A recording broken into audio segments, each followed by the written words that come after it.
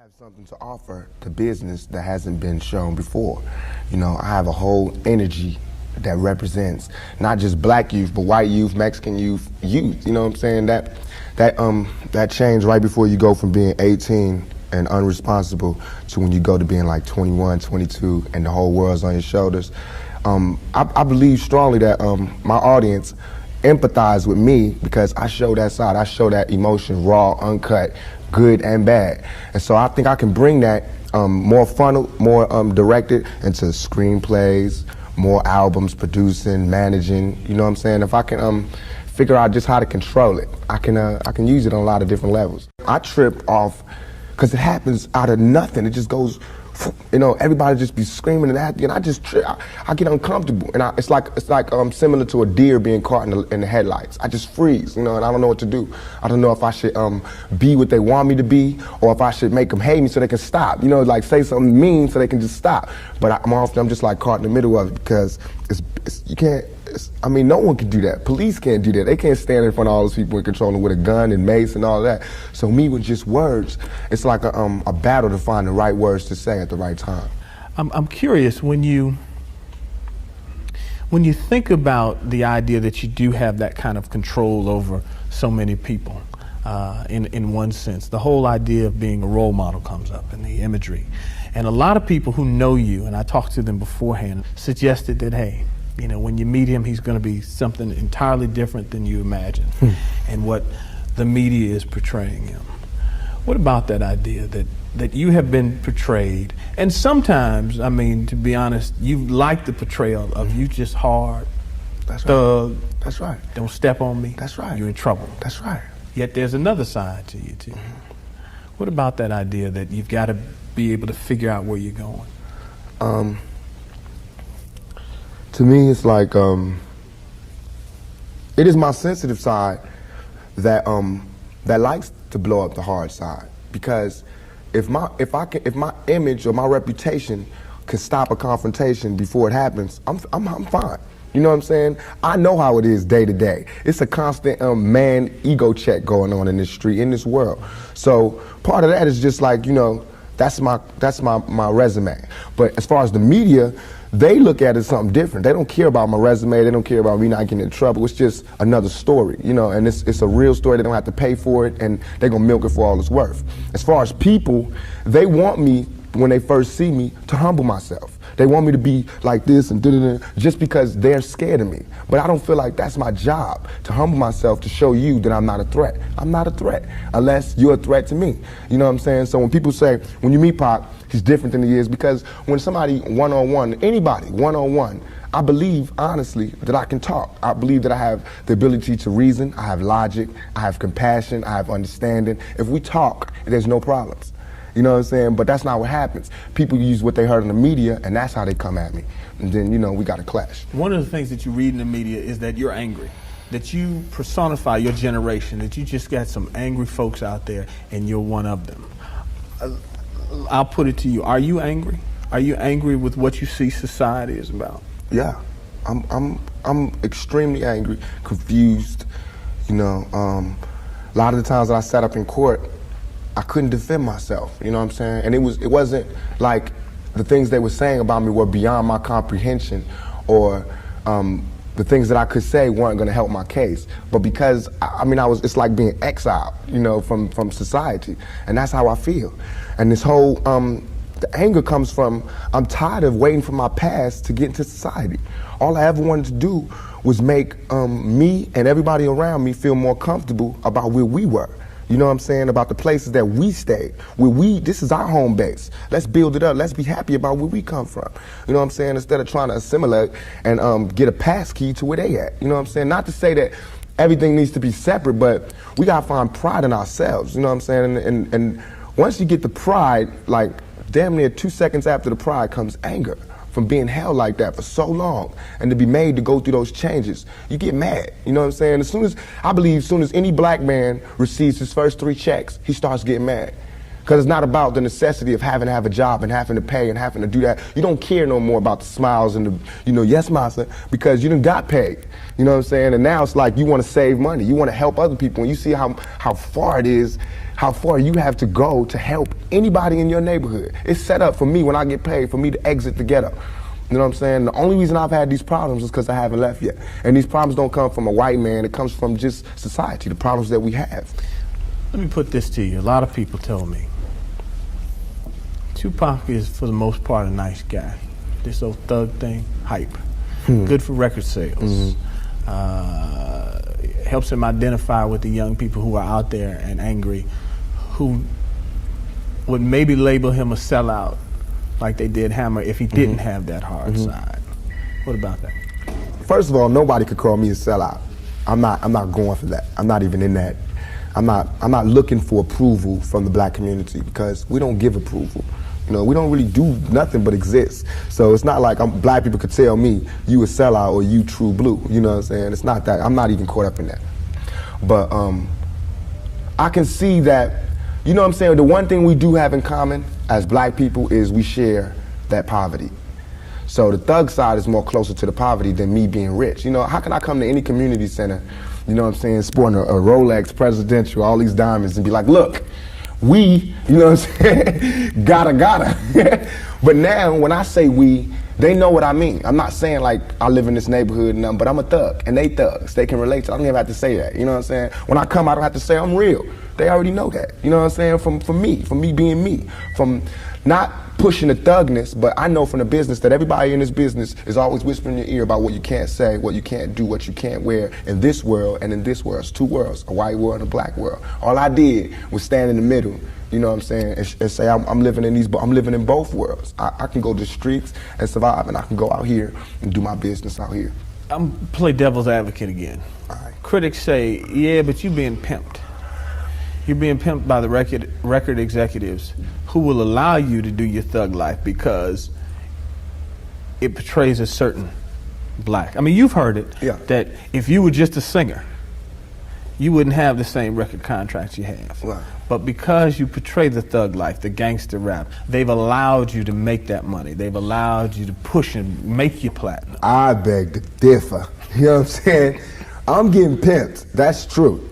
But just like how a woman would be, you know what I'm saying? Anybody to be pimped. You know, it's like, it's not that you get pimped, it's how long you get pimped. You know what I'm saying? Because if you really look at this situation, it is not I who's being pimped. When you look at them white kids with Raiders hats on, it's the white folks getting pimped. You know what I'm saying? Because I'm making their future. I'm writing down their curriculum. Right now, what I write in my album today, when it comes out in 2 months, that's what white kids is doing. So who really is getting pimped? What I'm writing in my raps is what them white kids is gonna be saying to their mamas and daddies when they come home. Who is getting pimped? You know what I'm saying? I'm a high school dropout. You know what I'm saying? As far as my teacher told me when I was in high school, I ain't gonna be, you know what I'm saying? I just gotta, it's going down. You know what I'm saying? It's going down. You know, everybody's getting pimped. Whether you work a 9 to 5 or whether you work for yourself, you're getting pimped by somebody. That's not the crime. The crime is how long you allow yourself to get pimped. You have to come up. Everything is a come up. Everything is a struggle. You start from the bottom, working to the top. The press and the media make you think that a black man arming himself is illegal or criminal, or that he wants to arm himself to rob a liquor store or something. You know what I'm saying? That is for me to defend myself, and it should always be. It's just about surviving, you know, and we have to be honest about the tools that we use to survive. And why is a black life any more recoupable than a white life?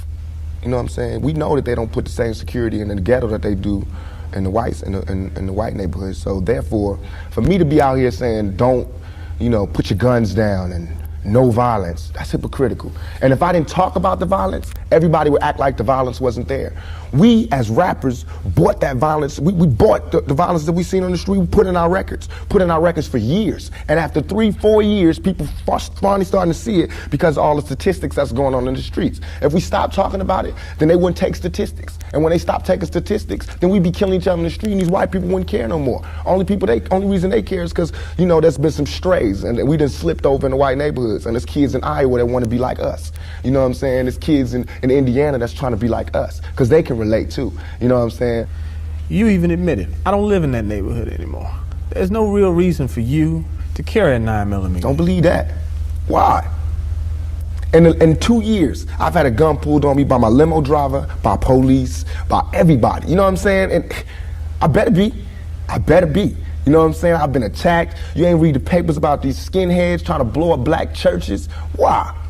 They see me as the enemy just like y'all do. You know what I'm saying? They can come to my house and sit outside my house just like anybody else can. A skinhead. And once my life is gone, it's gone. Can't nobody give it back to me. Not the judge, not the president, not the governor, not Calvin Butts, not Jesse Jackson. They can't do nothing but come to my funeral and talk pretty about how black people suffer. You understand? And as far as Jesse Jackson, my first acting job was at the Apollo Theater when Jesse Jackson was running for president in 1984. It hurts me for him to say anything negative about any rapper because we supported him. He should support us. You know what I'm saying? As far as his image, you know what I'm saying? What was he? What was he doing? You know, he should be the last person talking about gun violence when he sat right there while Martin Luther King caught one in the neck. You know what I'm saying? Things ain't really changed that much. I swear to God, nothing I ever say is meant to be something where innocent people get hurt. Nothing I ever say is meant to be like a end all, let's go do it right now. Nothing. Everything I ever say, and if any, this is so we can set it clear, anything I ever say as it pertains to my peers and being strapped is only in self-defense. You know what I'm saying? Because right now where I'm at, the world is harsh. And I just don't got no beautiful stories. You know what I'm saying? I'm gonna just be getting them ready. Because that's why I think I messed up. If somebody would have grabbed me, pulled me to the side and been like, look, Tupac, as soon as you step out here, they're gonna be at you. If somebody would have explained it to me, I wouldn't have took the same mistakes. But I made those mistakes. And that was my job to stop somebody else from making those same mistakes. To lay it out. To lay out the real map on the world and how it is. Everything I'm saying is a warning, is a plea for help. If everybody is so goddamn worried about me, why ain't nobody came to help me? You know what I'm saying? I never wanted to be no star. This ain't my job. I don't care if everybody don't cheer for me. You know what I'm saying? If you're not cheering for me for what I'm doing, don't cheer for me. Don't cheer because you think I'm cute. You know what I'm saying? Screw that. Cheer for me for what I'm doing, for what I stand for. And when I go to jail, you should cheer louder.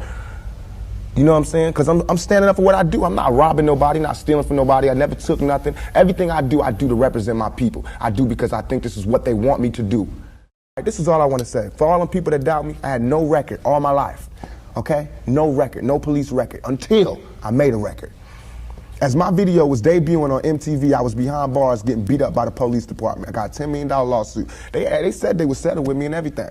You know what I'm saying? But nobody cared about that. That wasn't blew up all in the news. They didn't see me. They did not see me on TV with my eye busted, my head busted. There's pictures of those. In Oakland, yes, in Oakland. You don't see them pictures. You see pictures of Tupac coming out of jail in cuffs. You don't see pictures of the police standing over me beating my brains in. You don't see that. But I see that.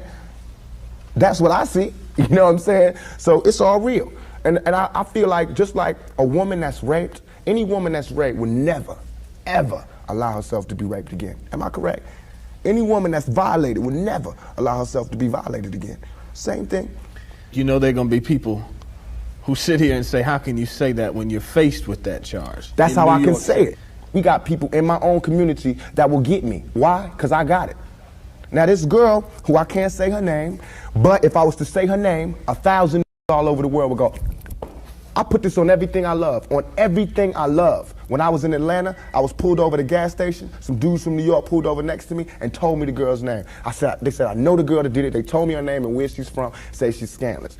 I can't go on TV talking about this girl, because that's what they want me to do. They want me to get on TV and talk about my black sister as a hoe, and she's a bitch, and she's a money grubber. I ain't fit to say that. I don't have to do that to show that I'm innocent. You know what I'm saying? I'm not guilty. People should look me in my eyes. They should look me in my eyes. And anybody that thinks I committed that rape should go get Brenda's Got a Baby and keep your head up and listen to him thoroughly. It was hard to imagine that you would do that. It shouldn't be nothing it should not even be to me. I have no patience for anybody that doubts me. None at all. It's too hard out here. You know what I'm saying? If my people don't stand up for me, who is? I understand these white folks looking at me like that because they don't know me. They didn't hear keep your head up. That ain't no fluke. You know, keep your head up ain't no goddamn come up. I didn't do that for to be smiling in my face to say, oh, he's cool. I did that from my heart. So that if they do try to put a rape charge on me, my sisters could say he ain't about that. Now, if my sisters can't say that, you won't hear another keep your head up out my mouth. You understand me? Because it's a struggle on young black males today. What would a Vietnam vet be like without a sergeant, without any backup, without any other soldiers, nobody but a Vietnam vet in Vietnam? When he came home, how would he be? And that's me. I had to go through all that street, war, everything, the same drugs that everybody else get turned out on. You know, where I would have been stopped shorted, I made it past. And here's where I am. But because I made it past, I missed some lessons. You know what I'm saying? And you can see the lessons that I missed when you talk to me. You can see where I haven't had a father when you talk to me. You know what I'm saying? You can see where I spent a lot of my time in the streets when you talk to me.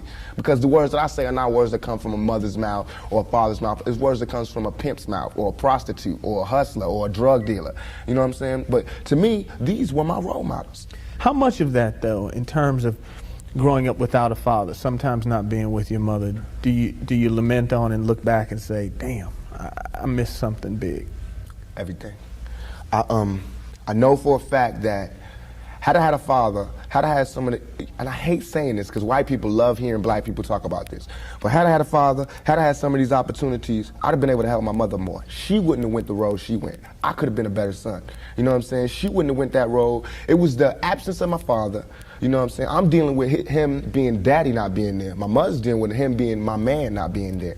You know, so many problems in our community that affect everything. So by me not having that, I ain't never want to hear nothing about no kind of relationships between a black man and a black woman. I knew they didn't work. Because as far as I knew, my daddy was the coolest dude out there. And my mama was a Panther. So if they didn't work, it don't work. That's how I felt. You know what I'm saying? And going out there, you know what I'm saying? It's like watching my mother just go through changes and everything. It's like my mother's my partner. She a soldier. You know, she a soldier like I'm a soldier. You know, and I watched the peep the game that she went through.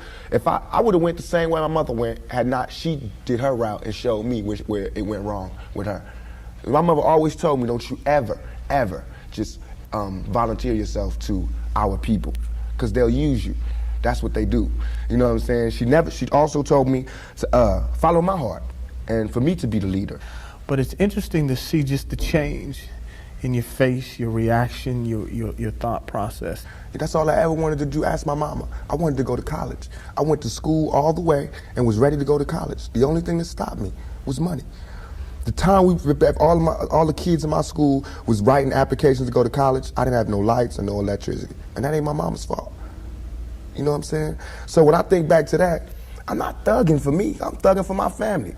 I pay all the bills. You know what I'm saying? I feed my whole family.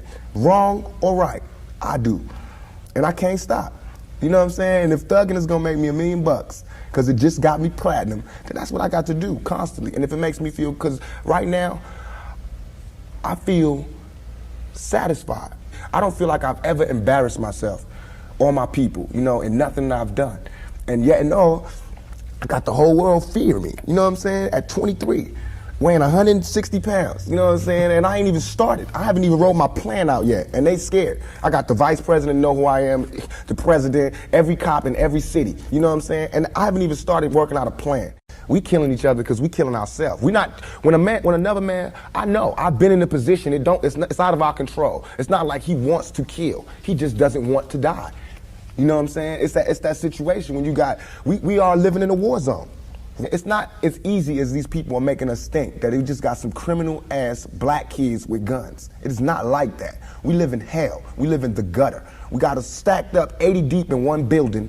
You know, by the time you get out your house, you strapped to protect yourself. Because you living in the same community that the police is carrying rifles and riot gear. Same, they need them riot, excuse my language, I'm so sorry. The same reasons they need the riot hat, the riot jacket, the flak jacket, the double vest, the 9mm Glocks with extra bullets, the tear gas, the mace, all that. Who do you think the police is using that against? Dogs? So we fighting the same villains that they fight in the street. But instead of them seeing us fighting villains in the street, we all villains. Is your generation the one that is picking up for where the Panthers left off, saying, all right, enough is enough? The generation before us forgot about the fight. We're picking it back up. Not only forgot about the fight, forgot about us. Yes, and we're picking it back up. But at this level, all we're trying to do is unite. And right now, as a year, we got 1 million people that's listening. Now we can tell them something. Now we can try to get them that way, and we might lose some. We might gain some, but we would never even have that audience had we not said what was real. You know what I'm saying? And the main thing for us to remember is that the same crime element that white people are scared of, black people are scared of. The same crime element that white people fear, we fear. So we defend ourselves from the same crime element that they scared of. You know what I'm saying? While they waiting for legislation to pass and everything, we next door to the killer. We next door to him, you know, because we up in the projects where it's 80 in the building. All them killers that they letting out, they right there in that building. But it's better, just because we black, we get along with the killers or something? We get along with the rapists because we black and we from the same hood? What is that? We need protection too. Finally, I want to ask you about something that someone else asked you in the interview, and I thought the answer was interesting because I think it speaks to you and your generation a lot. Someone said, where do you see Tupac 10 years from now? You said, hey, I just want to be alive. That's real for you. That's so real. I made a metamorphosis. I'm a new person today because I used to strongly and honestly, I feel like I could represent my generation so much because I honestly did not care whether I lived or died. But now, I cannot die with people thinking I'm a rapist or a criminal. I can't leave until this shit's straight. You know, I'm not suicidal. I can't go until y'all really know what time it is. And then after that, boom, it's all over. And we can see, you know, how this shit fall. But that's how it is. And the reason being is because if I can't live free, if I can't live with the same respect as the next man, I don't want to be here. Because God has cursed me to see what life should be like.